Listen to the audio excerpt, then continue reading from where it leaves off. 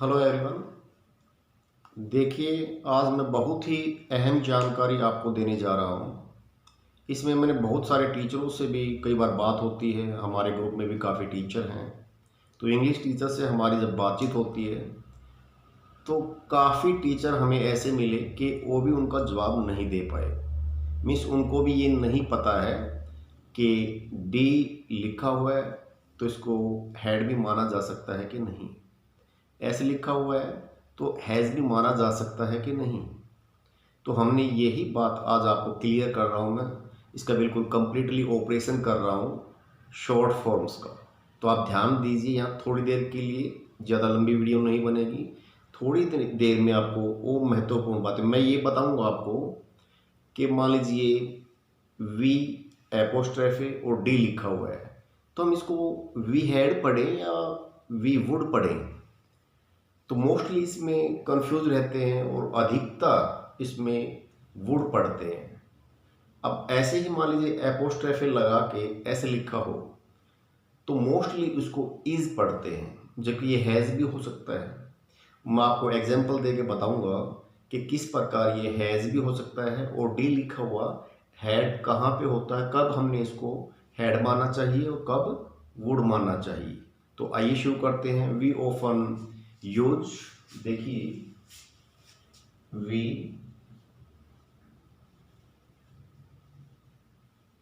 Use short forms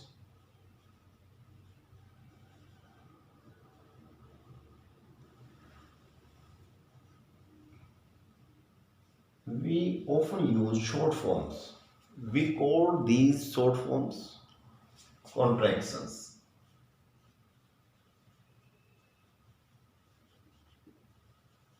Contractions. We also can say contractions to short forms. Like, मान लीजिए he is going, तो short form में क्या लिखते हैं? he is going, वह जा रहा है। तो शॉर्ट फॉर्म स्पोकन इंग्लिश में ज़्यादा चलती है।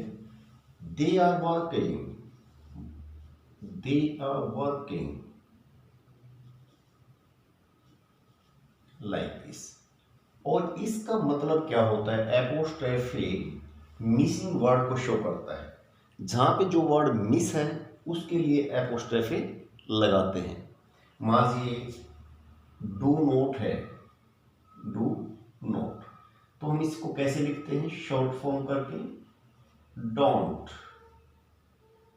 डोंट में डू तो पूरा ही है, एन भी आया हुआ है, लेकिन नोट में डू नोट हम लिखते हैं तो इसमें नोट में क्या मिस हो गया? ओ मिस हो गया। ओ की जगह क्या लगा दिया? एपोस्ट्रोफी। एपोस्ट्रोफी किसकी जगह लगता है?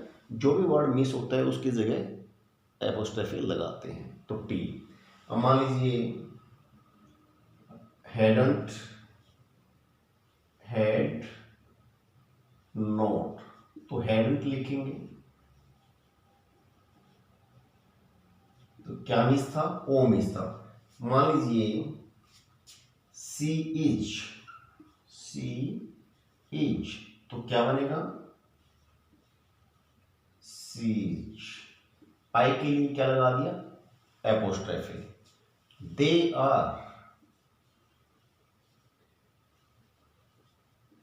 तो क्या बनेगा शॉर्ट फॉर्म? आर ही लगाया, ए मिस था। देखिए ए मिस था तो उसके लिए हमने क्या लगाया? एपोस्ट्रोफी। जो भी मिसिंग वर्ड होता है उसके लिए हम एपोस्ट्रोफी यूज करते हैं।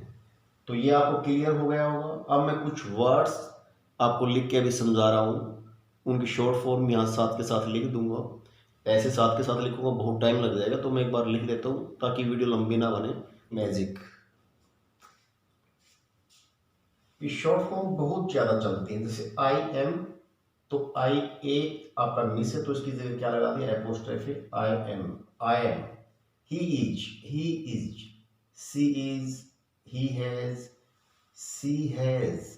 अब हैज के लिए भी आप देख रहे हैं ना, एपोस्ट्रोफी लगा के एस लगाया हुआ है। ही, अब शॉर्ट फॉर्म में आप नहीं पहचान सकते हैं कि ये हैज है या इज है। तो मैं अभी एक बार ये कंप्लीट कर दूं, आपको बताऊंगा हम कैसे पहचानेंगे इसको कि ये हैज़ आया हुआ है या इज आया हुआ है, ये मैं अभी आपको बताऊंगा। एक बार इसको कंप्लीट कर दूं सीरीज को। आगे देखिए, वी वुड, दे हैड। अब वुड, वुड के लिए भी एपोस्ट्रोफी लगा के डी लगाया हुआ है और हैड के लिए भी एपोस्ट्रोफी लगा के डी लगाया हुआ है। ये बहुत सारे वर्ड के साथ में यूज होती है, कोई भी सब्जेक्ट उसके साथ में यूज हो जाता है। वुड और हैड के लिए हम एपोस्ट्रोफी लगा के डी लगाते हैं। तो ये कंफ्यूज ना हो अब, नहीं तो बहुत सारे वर्ड्स बन जाए, करीब 100 की सीरीज बन जाएगी, 100 वर्ड्स ऐसे लिखने में। तो हमें वो जरूरत नहीं है, मतलब दे और वी के साथ में यूज कर दिया। तो हैड जैसे भी सब्जेक्ट के साथ में यूज होता है तो सभी के साथ में ऐसे ही लगेगा, एपोस्ट्रोफी लगा के डी। वी आर, तो वी आर ए मिस है तो उसकी जगह एपोस्ट्रोफी है वी आर। दे हैव में आप देखेंगे वी ई लगा रहता है, एच ए मिस होता है, उसकी जगह एपोस्ट्रोफी आ गया है। दे हैव वी ई लगा रहता है।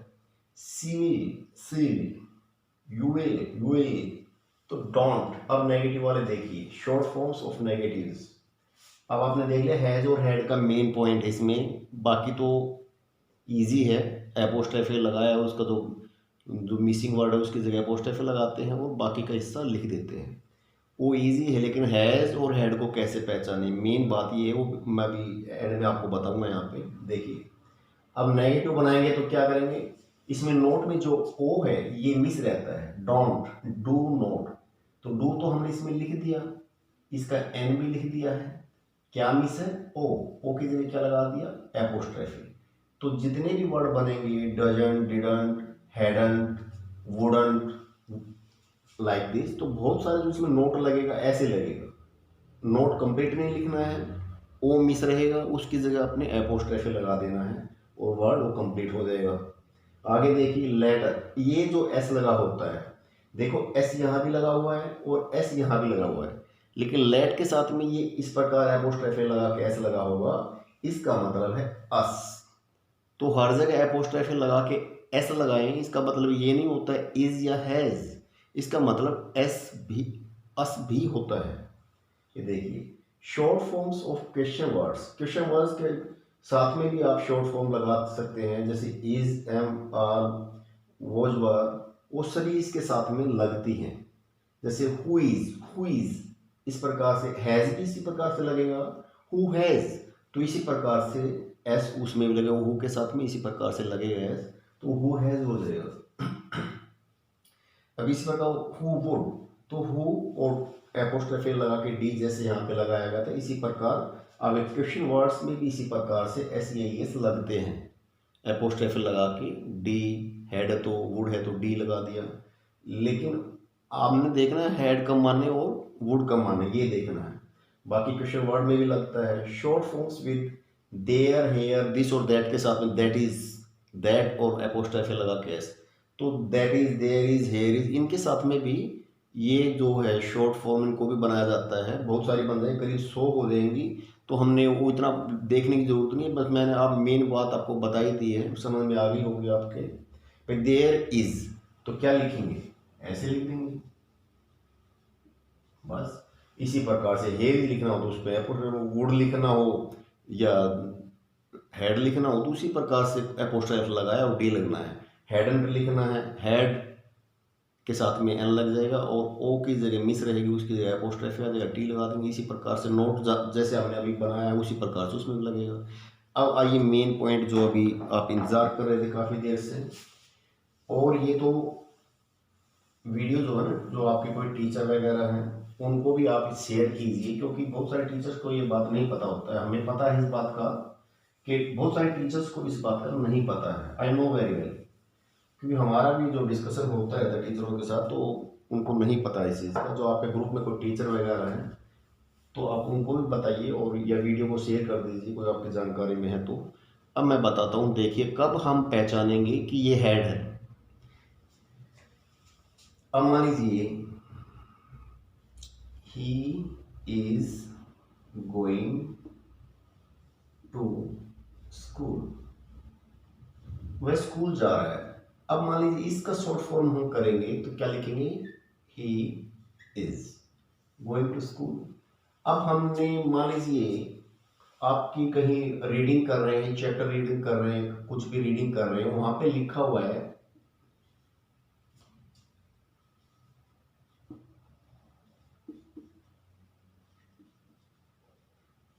ये लिखा हुआ है, ये इस पे ध्यान दें, ये लिखा हुआ है। अब इससे पता लग रहा है कि ये जो है आईएनजी फॉर्म, तो इसका मतलब ये इज है। आईएनजी फॉर्म आई हुई है तो इज है। हैज के साथ आईएनजी फॉर्म नहीं आएगी। इस प्रकार हम पहचानेंगे इसको। अब मान लीजिए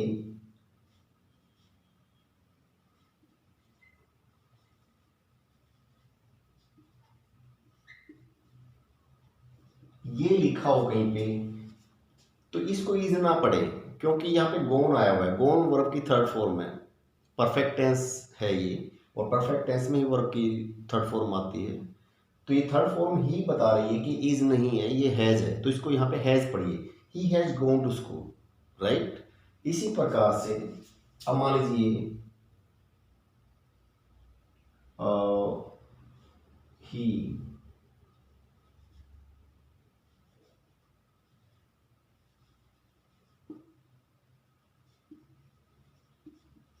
ये मान लीजिए। अब इसको हम क्या मानेंगे? अब मैं इसको, यहाँ पे बहुत अटकते हैं आदमी, ही वुड पढ़ेंगे इसको, ही वुड। ये देखिए डन है, थर्ड फॉर्म है, तो ये वुड नहीं हो सकता है, क्योंकि कोई भी मॉडल जो होता है, जो ऑक्सिलरी वर्ब्स होती हैं, उसके बाद हमेशा वर्ब की फर्स्ट फॉर्म आती है, और ये थर्ड फॉर्म है, तो ये वुड हो ही नहीं सकता है। क्लियर? बहुत ही इंपॉर्टेंट बात है ये। आसान सी आप लग रही होगी, पता लग गया इसलिए, नहीं तो बहुत सी आदमियों से इसी में गलती होती है। तो इसको हम हेड पढ़ेंगे, क्योंकि थर्ड फॉर्म है ये, तो हेड है, ये वुड नहीं हो सकता है। और मान लीजिए यहाँ पे वर्ब की फर्स्ट फॉर्म आई हो, कोई बहुत सारे टेंस है, तो अब उसमें मान लीजिए वर्ब की फर्स्ट फॉर्म आई है, इस प्रकार के सेंटेंस के बाद, इस प्रकार के शॉर्ट फॉर्म के बाद यदि फर्स्ट फॉर्म है, तो फिर वो डेफिनेटली वुड है, क्योंकि सभी मॉडल्स के बाद, सभी ऑक्सिलरी वर्ब्स के बाद वर्ब की फर्स्ट फॉर्म आती है। इसलिए इस प्रकार हम पहचानते हैं। इसी प्रकार इज का और हैज़ की पहचान की जाएगी। आईएनजी फॉर्म में तो इज है, और यदि पीछे थर्ड फॉर्म है तो वो फिर आपकी हैज़ है। तो ये थी हमारी आज की शॉर्ट फॉर्म का एक छोटा सा ऑपरेशन। तो आपको ये वीडियो बहुत अच्छी लगी होगी, और बहुत एक अच्छी जानकारी भी आपको इससे मिली होगी। आशा करता हूँ आप हमसे जुड़े रहिए, और ज़्यादा बहुत अच्छी अच्छी जानकारियाँ हम इंग्लिश में, क्योंकि हमारे खुद की एक पीएचडी की हुई है मैंने इंग्लिश में, स्पोकन इंग्लिश की बहुत सारे एकेडमी में मैंने दिल्ली में सीखा हुआ काफ़ी कुछ।